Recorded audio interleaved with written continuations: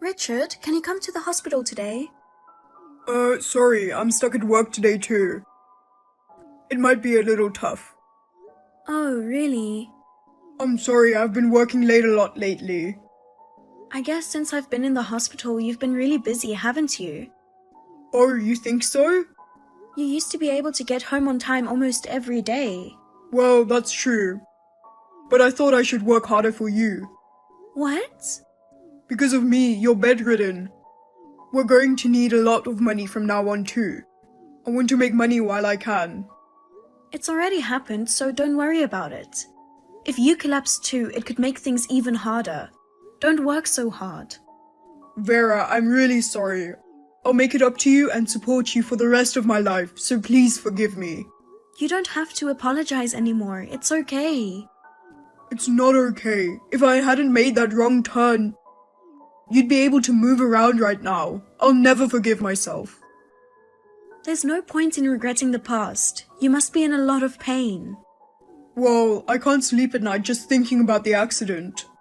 But it must be harder for you. You had to quit the job you love so much. Well, yeah, it's been hard for me too. But I'm just happy that you're okay.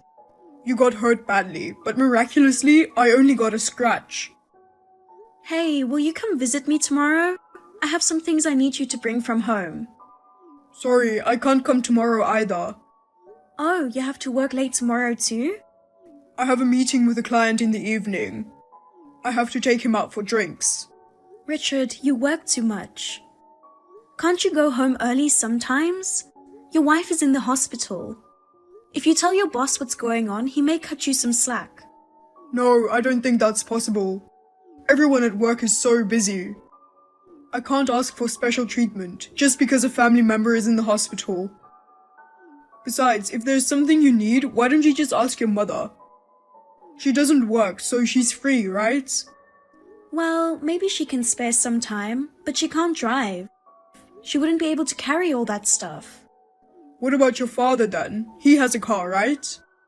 My father can't come. He's on a business trip overseas. You knew that, didn't you? Oh, he was? But you know what? You can't depend on me all the time. I can't depend on you. You're my husband, right? Yes, but... Stop bothering me so much. I'm working for you, you know.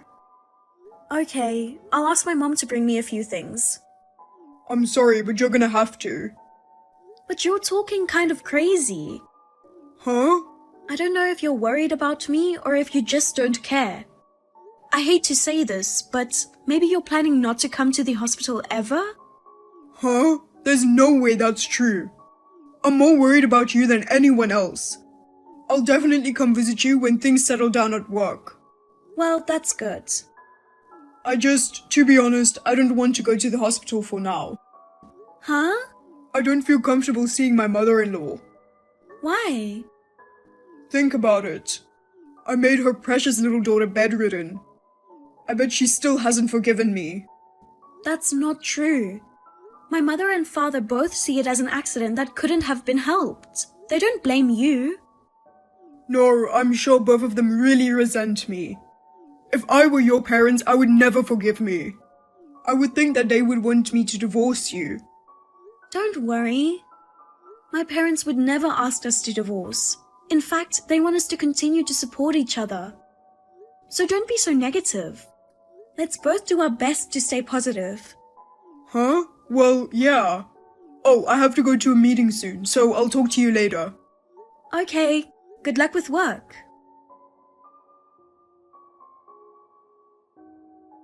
Sorry, Vera. I'm working late again today. I'll eat out, so you don't need to make me dinner. What? Are you going out for drinks again? Well, it's not really a drinking thing. It's more of a work thing. I see. My mom made your favorite dish today. I'm really sorry. I'll have it for breakfast tomorrow. Okay. I'll ask my mother to put yours in the fridge. Listen, Vera, why don't you go back to your parents' house? What? What do you mean? Your mother came over today. She's taking care of you, right? Yes, but... I don't want her to have to come over every day. I feel bad for her. She can't drive, so she takes the bus, right? Then maybe it would be easier for her if you went home. That may be true, but my mom doesn't work, so she has time. She says it wouldn't be hard for her to make the trip for her daughter. No, I'm sure she is pushing herself. I doubt that. It'd be terrible if she collapsed from exhaustion. I think it's better for you to stay at home and be taken care of there. But I want to stay here if I can. Why? Once I go back to my parents' house, I get this feeling I wouldn't be able to come back here. That's not true. With some rehabilitation, you might be able to move around in a wheelchair, right? Then you can come back. Well, yeah. I understand you want to stay home, but I think it'd be better for you and your mother, for you to stay at your parents' place for a while. But during that time, we'd be apart, right? Well, Having an accident like this one made me realize you never know what's gonna happen in life, right? I want to be with the person I love as much as possible so I don't regret it later. you're overreacting, aren't you? Accidents like that don't happen often. I'm more worried about you. I'm worried about you living alone in the house when I'm away most of the time for work. What if you get sick when your mom is away? What if you die with no one there to help you? No, I think you're the one overreacting. Then what if there is a big earthquake? Vera, you would never be able to escape by yourself. That's, you won't know until it happens. No, of course you wouldn't be able to escape. You're bedridden. If you lived in a house, you might be able to roll or crawl away. But we are on the 4th floor of an apartment building. You can't take the elevator by yourself. You can't even use the stairs. So you want to move out? Huh? You mean I should live on the 1st floor of an apartment or in a house? No, I'm not sure why you're suddenly talking about moving. Then I'd better make an effort to stay in my current place, right? If I go back to my parents' house, my mother will be responsible for all my care. Even though I have a husband, you. Isn't that a little crazy? But let's be realistic. I hardly ever get to go home. I have to work overtime every day, and on my days off, I get calls from work. Look, maybe I've said this before. Can't you find a way to make some time away from work? Your wife is bedridden. Don't be selfish. I'm working my heart out for you. I know that, but... Anyway, I'm worried about you. I think it would be safer if you stayed at your parents' house. I'd be able to concentrate on my work too. Richard, are you trying to get rid of me? No, I'm not. I'm asking you to go home for your own good. I doubt that. It just seems like you're using work as an excuse to get away from me. Vera, sorry. What? You were right. Huh? To be honest, it's hard for me to be around you. What? When I look at you, I can't help thinking about the accident. I feel like I'm being blamed all the time, that it's my fault you're having a hard time. No one is blaming you, Richard. I can't break it down like that. You should feel how I feel when I'm tormented by guilt every day. Don't say that. I'm sorry, but this is how I honestly feel. I want to be away from you right now. You're dumping me? I didn't say I'm dumping you. We're just going to live apart for a little while. For how long? I don't know. Well, until I feel better, I guess. Okay. I'm going home. Thanks, Vera.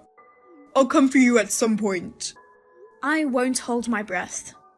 Don't say that. But if you want to stay there, I won't stop you. You're still trying to get rid of me. That's not it. I mean, I want to respect your wishes. Oh, okay. Anyway, I'm going to ask my mom to move some of my stuff out to my parents' house.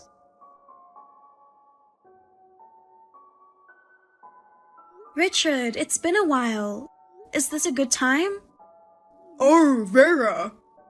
What are you surprised at? I didn't know you were alive. Huh? You thought I was dead? No, I haven't heard from you in a while. You were bedridden. I thought you were already gone. That's rude. I'm bedridden, but I'm full of life. Oh, yeah. When are you going to come for me? Huh? You said you'd come for me when you felt better. It's already been 6 months since then, right? Sorry, I've been busy at work. I've been working late as usual. I'm sorry I haven't been able to see you. You're lying. What? My mother told me. She told you what? She said you've been bringing a woman to the condo. When my mother went to pick up my things, she saw you and a young woman going into the apartment. Oh my god. You're such a jerk. You sent me home to live with my parents so you can live with your lover, right? Well, okay, I guess there's no hiding it now. So you admit to cheating on me? What can I say? You went home. I was lonely too. What? You told me to go back to my parents' house. Oh, your mother has bad timing. If she hadn't come to the condo such an awkward time, you wouldn't have had to suffer so much. You would have been able to leave this world without ever knowing. You know, I'm not going to die so easily. But I'm divorcing you. You don't want to come back to me now, do you? You lied about being busy with work and sent me away to my parents' house. You were planning to dump me from the start, weren't you? If there was another woman, you should have told me honestly. There's no way I could tell you that. You'd get hurt. I don't want your needless concern. You didn't want to pay the compensation for the affair anyway, did you? If it's compensation, I'll pay it. Really? Yeah, I'm sorry, but I don't want to spend the rest of my life taking care of a bedridden wife. If I can get a divorce and be free, I'll pay you whatever compensation you want. Okay, that's fine with me. Let's get a divorce. I'm glad you're a reasonable woman. But your life is over. Huh? No, it's nothing. What do you mean my life is over? Nothing. Good luck with your new wife. Hey, Vera!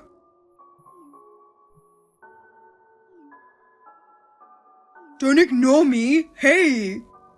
Richard, what are you all frantic about? You did it, didn't you? Excuse me?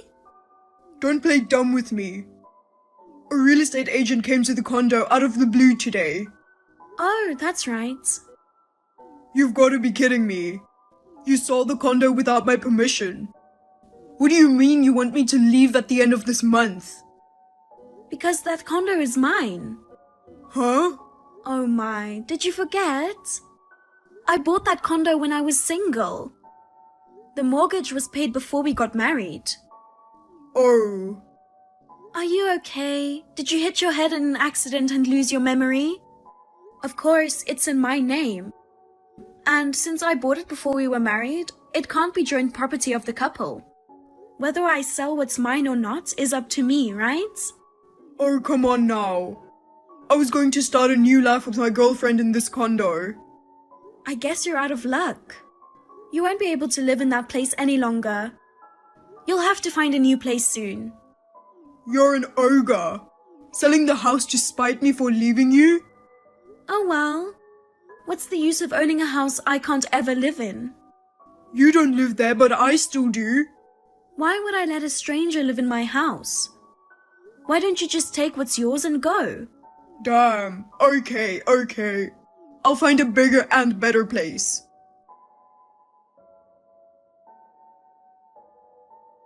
Vera, what is this? My mother-in-law and the movers came earlier. They took away all our furniture and appliances. What about it? Don't be ridiculous. I'm still living here. I can't live in an empty place. That's why I told you to get out of there. It's not that easy to find a place to move. I mean, why are you taking our stuff without permission? We were using the furniture and appliances together, you know. Oh, they should have only taken out what was mine. Huh? I only had the stuff I bought when I was single moved out. When we got married, you didn't have any savings at all. We started our newlywed life by you moving into my place. But I left the toaster oven that we got after we got married. Oh, come on, just a toaster oven? You can bake bread with a toaster oven. You know what? You're working a lot now. You must have some money saved up. Why don't you buy her some new appliances? Oh, give me a break. If I had to buy everything again now, it would cost me a lot of money. Then why don't you just live in her house? Then you wouldn't have to look for a new place. And you wouldn't have to buy new furniture and appliances. That's, I don't know what the problem is. She doesn't let me come over to her place. I'm sure she wouldn't. Huh? What do you mean, sure? You know something? I heard she has a husband. What? No way. Oh, you didn't know? I think she has 2 kids. Kids? Oh my god. You really don't know? I didn't know anything about that. I thought she was single. Oh my gosh, was I tricked? Oh, no. It goes both ways, doesn't it? You're married too. Yeah, but... By the way, Richard, haven't you been in touch with your girlfriend lately? Huh? Come to think of it, she doesn't pick up the phone when I call her. And my messages haven't been read. I think her husband has found out about the affair. I'm sure he'll file a claim for compensation soon.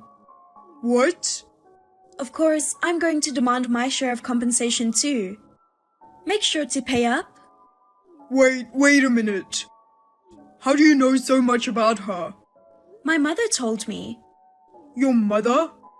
She hired a detective agency. They checked out a lot of stuff for us. Oh no. My gentle and calm mother-in-law. You underestimated her, but she always suspected you. What did I do? I didn't show any signs of suspiciousness. She was dumbfounded. I thought it was crazy too, even when I was bedridden and hospitalized. You didn't visit me at all, citing work as the reason. Oh. But I guess you lied about your job. While my mother worked so hard to keep me company, you were going on dates with your girlfriend. I can't believe it. You found out about everything. What am I supposed to do now? I don't know.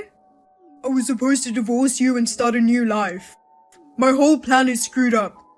Hey, Vera, can we just not get divorced? Excuse me? I'll never cheat on you again. I'll take care of you. No thanks. I don't want a piece of trash like you taking care of me. Don't say that. I was devastated about being bedridden after the accident. But thanks to that, I was able to find out who you really are. Vera, I'm begging you. I'm really sorry, so please forgive me. Goodbye, scumbag. Don't ever show your face again. After that, Richard persistently contacted me. He kept trying to get me to get back together with him. With the help of a lawyer, we were able to get a divorce. I was also able to get compensation. As expected, my ex-husband was also charged compensation by the husband of his lover. He even had to borrow money. Now he lives in a shabby apartment with very cheap rent. He is working part-time in addition to his day job, and he is working without rest. As for me, I have been bedridden for a long time. Thanks to my efforts in rehabilitation, I am now able to move around in a wheelchair. I can only thank my mother for supporting me. I will continue to do my best in rehabilitation, and when I am able to go out, I would like to go on a trip with my mother.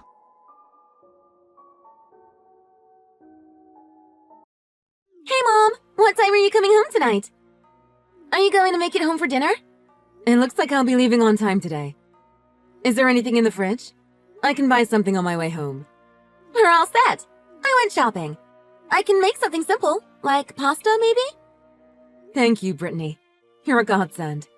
You're so helpful around the house, and that helps me so much at work too. You're too good to be true, my sweets.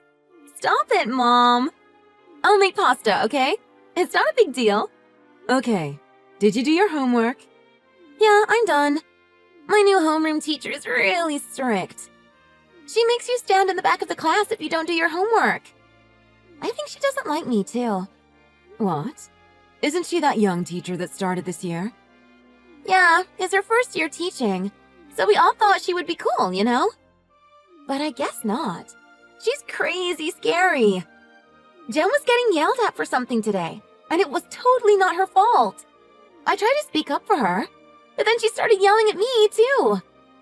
Oh, this could be a problem. I want to hear all about it when I get home. Okay, I'll see you soon. I can't wait to dig into some delicious pasta.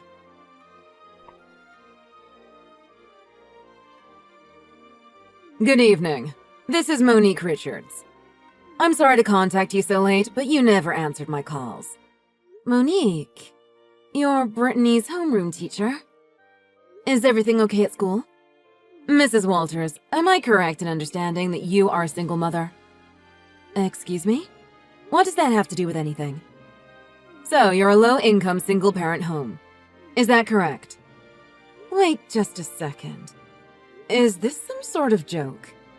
A joke? No, of course not. Then are you trying to provoke me? To what end? Oh, nothing like that. Please don't misunderstand my intentions. I'm just confirming the facts. You are a low-income single-parent home struggling to make ends meet. And this led to Brittany developing an abrasive attitude. That's what I want to confirm. I am so offended I'm at a loss for words. That's fine. I knew already. I'm just double-checking the facts. It's clear to me now why your daughter is so defiant. That's the unfortunate outcome of being from a single-parent home. How dare you speak this way to a parent? My daughter is not defiant. I guess the apple doesn't fall far from the tree. Like mother, like daughter. Monique, I think we need to have a chat in person. This is not a discussion to have via text. I'm busy with some business trips this week, so I'll go in for a meeting next week. I'll call to make an appointment. Oh, don't worry about it. Being a single mom, I'm sure you can't afford to take time off work. That's so rude. Oh, but maybe we will have to set up a meeting. If Brittany continues down this path, she's bound to get into trouble. Then we'll have to call her parents in. Oh, sorry. Parents. What are you accusing Brittany of anyway? Never mind, it's no use discussing it now. I'll adjust my schedule and make a visit to the school next week. We'll discuss this in great detail at that time. Believe me.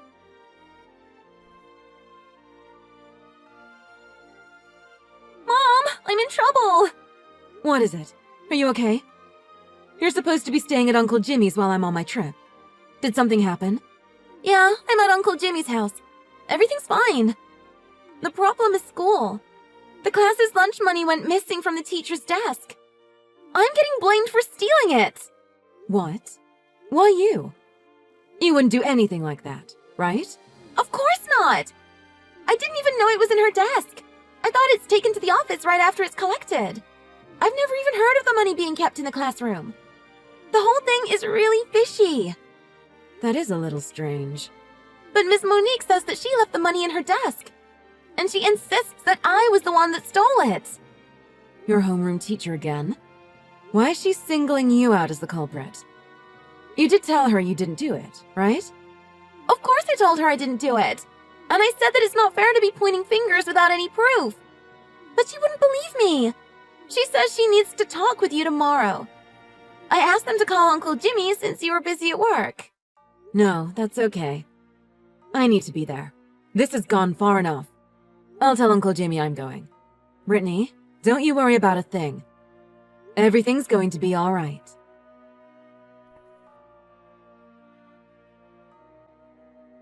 Monique, I need a word with you. Oh, I heard you can't make it tomorrow. You're on a business trip? You can't even make time to deal with your child's criminal behavior. Brittany says she didn't do it. Why did you leave such a large sum of money in the classroom to begin with? That's none of your business. It's just administrative policy. What policy?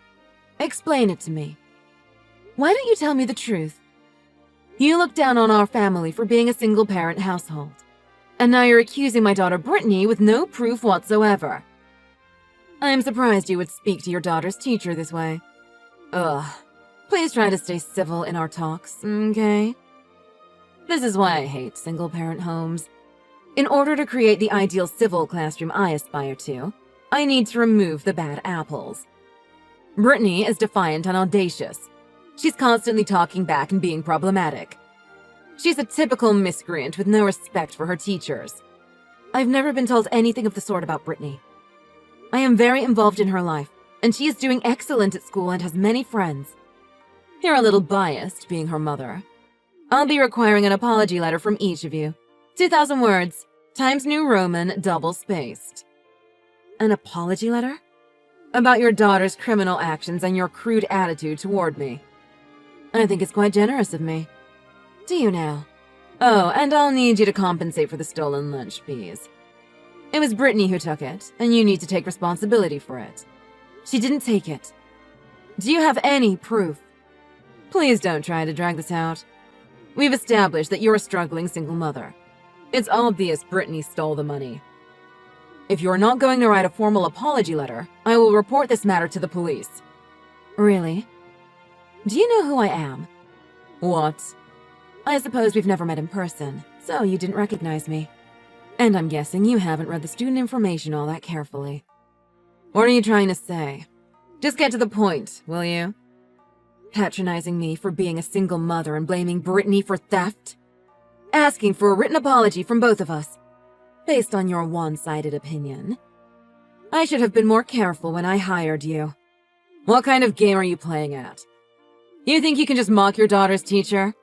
I can see where your daughter gets her attitude problem from. My name is Petra Walters. Good for you. You don't recognize my name? I am the superintendent to the school you work at. What? Superintendent? I'm not at the school day today, and don't interact with the staff much. I wasn't there for your interview either. But we've met at least once, at the first assembly of the year. I made a speech. Are you not listening? I'm confused. You're saying you're the superintendent, and Brittany's your daughter? Yes, that's what I'm saying. Do you still not get it? So, I'm speaking now to the superintendent, Petra Walters, the superintendent of this school. You seem a little rattled. No, Are you nervous because I'm your boss's boss? I understand. You handpicked my daughter to be blamed for a theft in your classroom. That's some heavy stuff. I'm sorry. I didn't know. Maybe it was my mistake. Maybe. No, I mean it was my mistake. I'm terribly sorry for all the trouble. It wasn't a mistake, was it? I think you concocted this whole story as some kind of reprisal for standing up for her friend. Isn't that right? No, ma'am. I didn't mean it like that. I was doing my job as a teacher and trying to educate my classroom through discipline. Your job? I don't think your job is to shove your warped view of order down the children's throats. I didn't mean it to be that way. I never thought that a superintendent's daughter would be in my class. I had no idea. Please forgive me. It's not about her being my daughter. Have you ever considered how immensely your words and actions affect your students? It affects their school life and character development. Your actions are not appropriate for any student, not just my daughter. I understand. I stand corrected. I acted immaturely. I shouldn't have accused Brittany like that. I don't know what you have against single-parent homes, but I've been a parent for 13 years, and never have I been insulted like this. Calling my daughter a criminal based on your outlandish assumptions. Coming from a teacher, no less. I'm sorry. I didn't mean for this to happen. I was out of line. Please excuse my actions. I'll go to your house to apologize in person. I'll write an apology letter. I'll do anything. I'll apologize to Brittany, too. That won't be necessary. What? What do you mean? I can't have someone like you in charge of my daughter's education. I'm having a different teacher put in charge of her class at the very least. But everything was just starting to come together. I doubt that's the case. Keeping kids behaving well in a dictatorship is not good leadership. But the school year just started. I'm still getting the hang of things. First, we need to resolve the lunch money issue. Is it true that the money went missing from your desk? Yes, it's true. But it was my responsibility. I don't blame any of my students. I will compensate for the missing money. I haven't told the principal about this yet. I can fix this. Why haven't you told the principal? A theft in the classroom is a serious problem, Ms. Monique. Why are you trying to resolve it yourself? I thought it was my duty as a teacher. It seems you have no idea what a teacher's duties are. Enough. You failed to report a significant incident, behaved inappropriately and rashly. This conversation is over. I will discuss your reprimand with the school. My reprimand? No, please, I'll take care of it. That's not happening. You called one of your students a criminal and demanded written apologies. Even threatened to call the police. You are not getting out of this lightly. Goodbye, Ms. Monique. You'd better start looking for a new job. Not as a teacher, of course.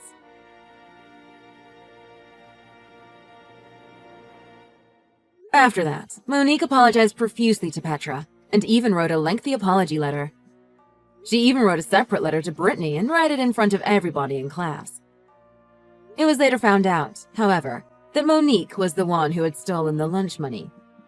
She got a punitive discharge immediately. Apparently, she made up the whole thing to get back at Brittany for standing up for her friend. What a low-life teacher and low-life human being. Her pictures and information from the arrest got leaked on social media, and she became a viral bad teacher meme. After all that bad publicity, there is no school that would ever hire her again. Petra decided that she will sit in on all interviews for new teachers and be more involved in the hiring process, in order to try and avoid this kind of mistake from happening again. The good news is that, free from the chains of Monique's twisted discipline, Brittany and the rest of her class were all getting along with their new teachers splendidly.